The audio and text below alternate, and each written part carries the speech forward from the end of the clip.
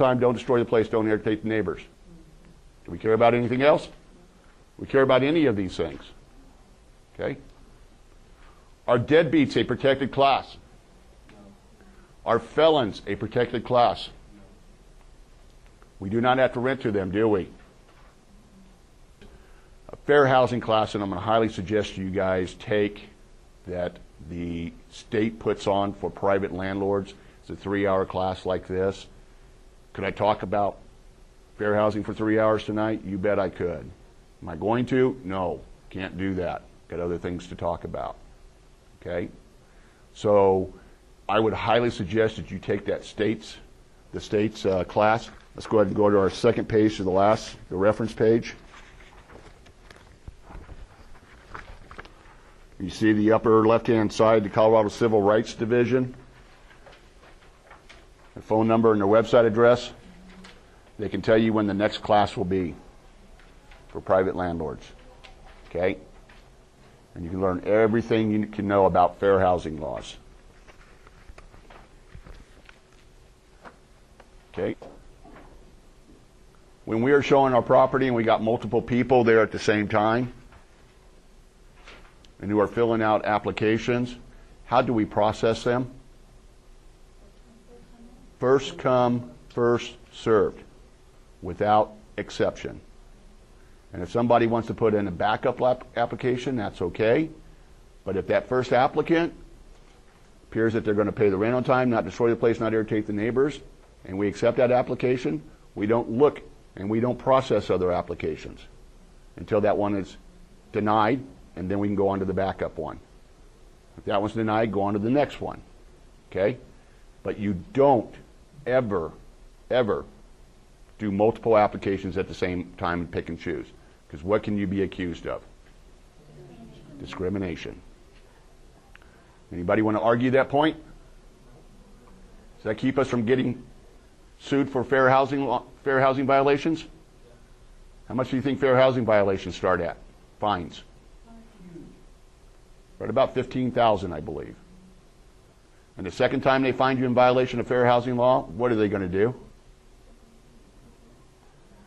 Take your property away from you. What? Yeah.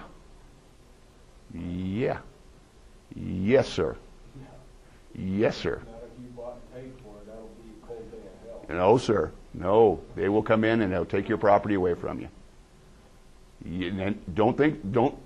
They have done it with private landlords. They have done it, sir. Don't be hard-headed. Follow this. Yeah, well, I know, but I mean, for them to be able to come in and do that. And take away your property, yes. They feel you are not good for society and renting property to people. Okay? This is not something to screw around with.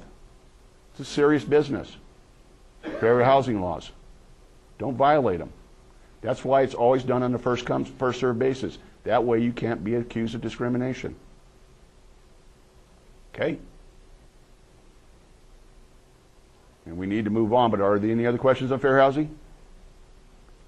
Well, there's three things. Ability to pay rent, so they tell you what their annual salary or the monthly salary is, and if they're pushing it, can you make a judgment call on that as far as, you know, whether it's half or a quarter of their monthly salary or whatever it might be? It better be real close to what your policy is. And when we own rental property and we're conducting a business, what should we have in writing? A policy on almost everything in writing, including rental qualifications. And if you want a good example, go to my website. Scroll down to the third page on the application link, and it will show you what our qualifications are. It's not all of them, but it's the major ones, including income. Okay? It better come real close to it. So what's a good policy? It's up to you, whatever your policy is. As long as it's written before you judge. As long as it's in writing. Okay? As long as it doesn't violate those. I'm sorry? As long as it doesn't violate those. That's correct. Yes. So if you have an ad,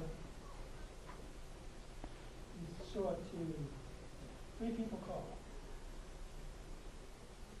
You show up to all 3 people, but you have to give it to, you have to, All 3 people can look at it at the same time. And then if they all say, I want to apply for it, say, here's applications. Whoever puts it in first one is, first one served. We do not have occupancy laws. No federal, no state, no local laws.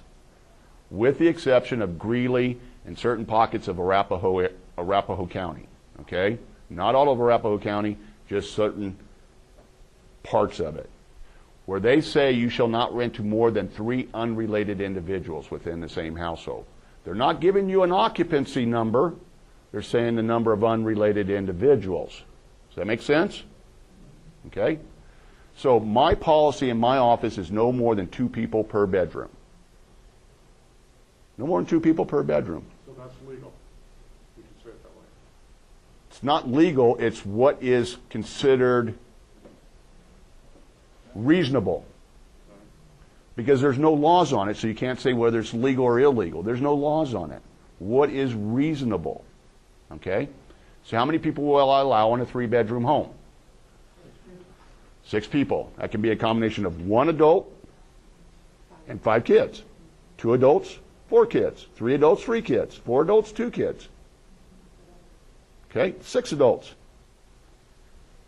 Why do you think Arapahoe County, why do you think Arapahoe County, take Greeley out of the equation because they were worried about